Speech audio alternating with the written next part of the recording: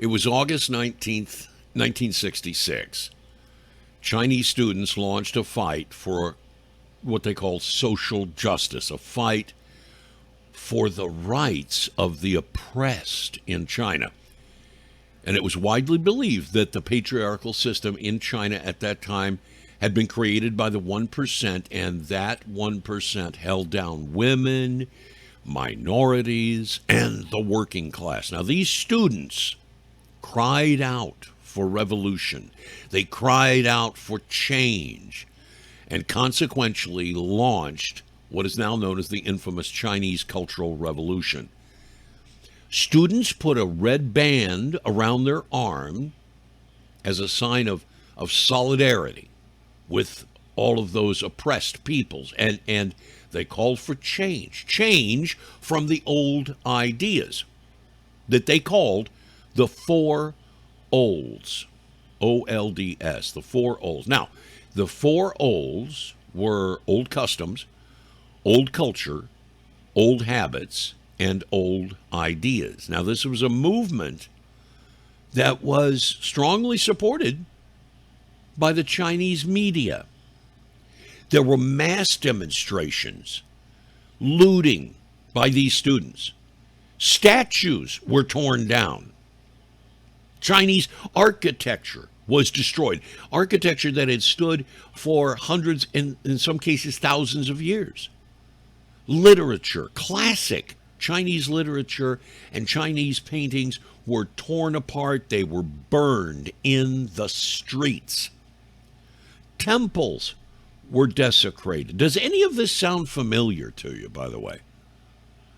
In fact, the cemetery of Confucius was attacked and demolished, and the corpse of a 76th generation Duke Yanseng was ripped out of his grave, and the corpse of this guy hung from a tree. Homes were attacked. Wealthy people were attacked, and their homes were destroyed, burned to the ground. Families who had genealogy books, those books were burned. All of history was removed. All of history was replaced. This was the central meaning of the Cultural Revolution, that China was going to destroy every trace of its bourgeois past, or as it's called today, privileged past, and replaced with a new culture built on the principles of Maoism and Marxism. And communist leaders, like the president of China, Liu Shikai, was taken out of power. He was dragged from his home and murdered. And all of those leaders, now remember, the communist revolution had taken place in the 1940s, before all these students were even born. But all those communist leaders that Mao felt like were coming after him, or they were critical of Mao, were taken out of power and replaced with these men that Chairman Mao believed were not critical of him or his reign of power. Public leaders who were considered to be oppressive were tried. They held trials in the streets. Angry mobs dragged these people into the streets.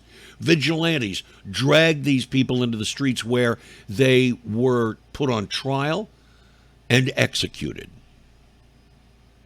Now, 3 days after this began, on August 22nd, 1966, a central directive was issued.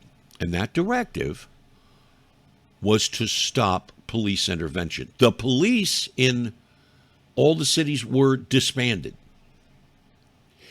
And the students formed a new police department, if you will, what they called a community solution. And that community solution that replaced the police were called the Red Guard. And the Red Guards policed these communities and doled out punishment to anybody who didn't agree with their ideas. Even people who had supported the movement, who had supported the original communist movement in the 1940s, but had bad thoughts or wrong thinking, as it was referred to, were dragged into the streets and punished in whatever way the Red Guard determined that they should be punished. Now, there were a lot of Christians in China at the time, and they had supported the movement in the 1940s, and they had even supported this movement in 1966 in the beginning. But they started to see that that this was not something that they could condone. This was not something this violence was not something they could get behind. And the Christians became the number one target of the Red Guards and the public trials that were held in the streets. And these people were condemned to death, and they were executed right there in the streets. Many of those people that were on board with the cause at the beginning of the rebellion, that were on board with all of this stuff, well, they realized this wasn't something that they had signed up for, but by then it was too late. The power that the Red Guard demanded was given to them, and all of these people died. More people died during this cultural revolution in China than any war, than any famine or natural disaster in the history of man.